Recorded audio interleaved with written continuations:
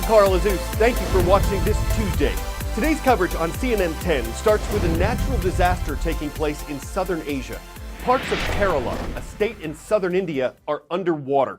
The rainy season, brought on by the seasonal monsoons, was worse this year than it usually is. Indian officials say some parts of Kerala received more than twice the amount of rainfall that they usually do. And that's caused the worst flooding the state has seen in almost a century. Over the past couple weeks, the rivers that cross Kerala swelled out onto the land nearby, ruining hundreds of thousands of homes. More than 300 people have been killed in the flooding. There are some areas where there are no visible roads, just water. And some of that is filled with sewage with immense potential to cause infection. Fishermen have come in by the thousands to help rescue people. They've brought their own boats, using them around the clock until they're too damaged to sail anymore.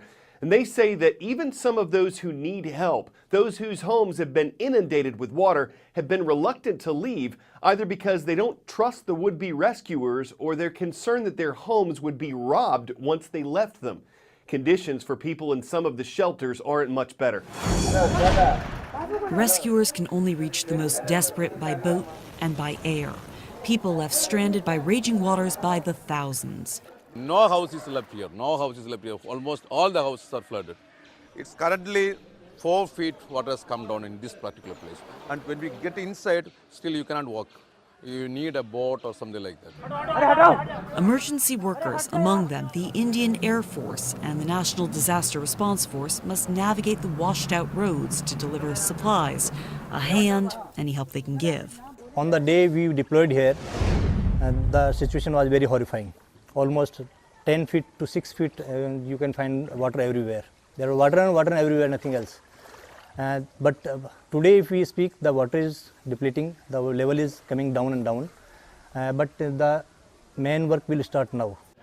The Indian state of Kerala is now a disaster zone. Food is airdropped to those who can't be reached, the injured and traumatized taken to hospitals. Days of deadly landslides and flash floods brought devastation worse than any they've seen before, even here. The thing is, right now, the flood which we are experiencing right now is horrible. We never had such a chaos situation. Every house is filled in the water. Hundreds of thousands who have reached shelters are still in need. The thing is, there's no toilet over here, okay? There's nothing, no sanitation, basic sanitation thing over here. There's no drinking water over here. We have no drinking water. The water issue is the primary, that's also a primary concern. Every year, millions of tourists visit Kerala, drawn by its rivers, its natural beauty. Its natural disaster has now claimed hundreds of lives. Alexandra Field, CNN. An ominous statistic just came out from the U.S. Centers for Disease Control and Prevention, the CDC. It suggests that more Americans died of drug overdoses in 2017 than in any other year in U.S. history. 72,000 people are believed to have died last year from drug overdoses. And this is according to the CDC's preliminary data, which is still incomplete for some states. That might mean that the actual number of overdose deaths is even higher. The last record year for this was the one before, 2016. And over the past 10 years, the CDC says the number of overdose deaths has doubled.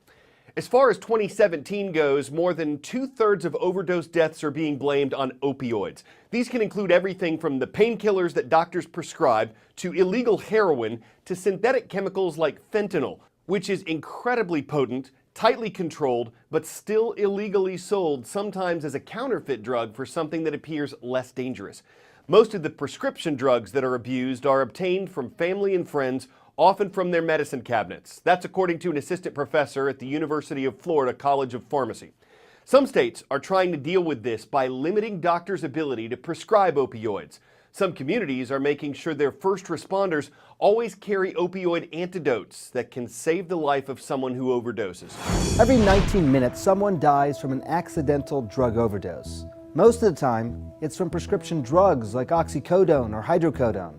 These drugs all belong to a family of drugs called opioids. They are prescribed to dull pain, but they also boost dopamine, giving some people a high. They can also slow down your breathing and are highly addictive. So why is it so easy to get hooked? Well, for one, your body can build up a tolerance, so that the more you use, the larger dose you need to get the same effect. Secondly, you can become dependent on them. In fact, your body creates natural opioids that are released when you hurt yourself. But if you habitually use painkillers, your body stops producing its own and relies on the drugs instead. If you try and stop then, the body goes through withdrawal. Consider this. In 2012, there were 259 million prescriptions written for opioid painkillers, nearly enough for every American adult and child to have their own bottle of pills. Look, we need to treat pain, but we also don't need to treat everything with the pill. 10-second trivia. Which of these American companies is the oldest? U.S. Steel, Ford, General Electric, or Walmart?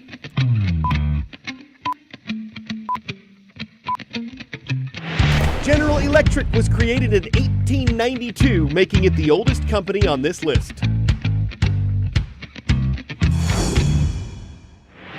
General Electric, GE.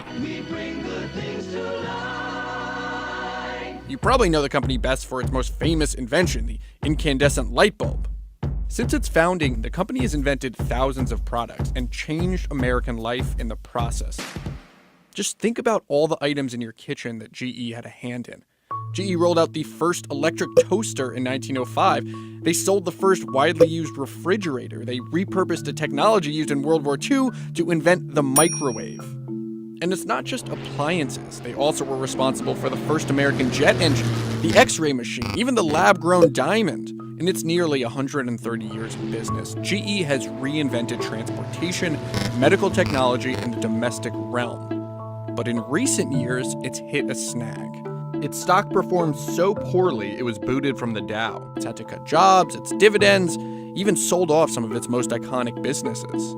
Some analysts say that GE's problem is that it's too complex. It has its fingers in too many different industries. GE has said that it will simplify and restore itself to icon status. General Electric marches on. But its recent troubles have some wondering if its future isn't so bright.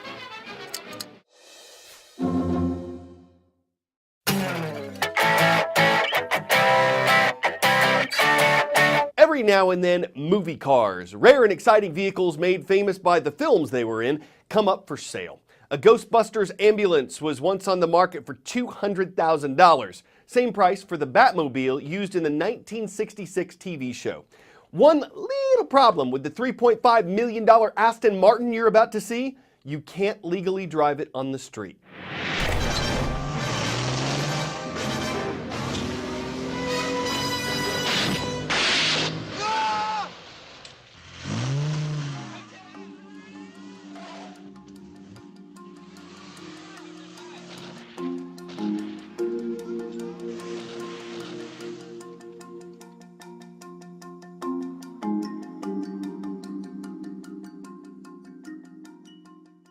You'll be using this Aston Martin DB5 with modifications. Now, pay attention, please.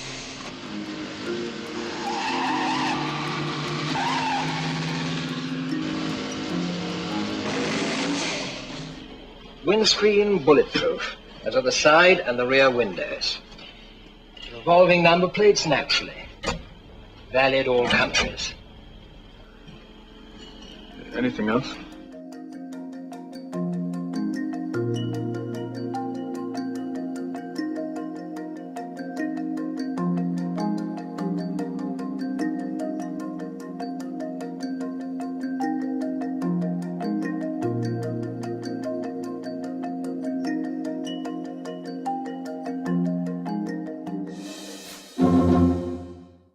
Oh sure, some fans have a bond with it, and you'd need more than a gold finger to buy it. But if you're asking me, you mightn't look elsewhere if you've got the drive to actually drive the car you were driven to buy.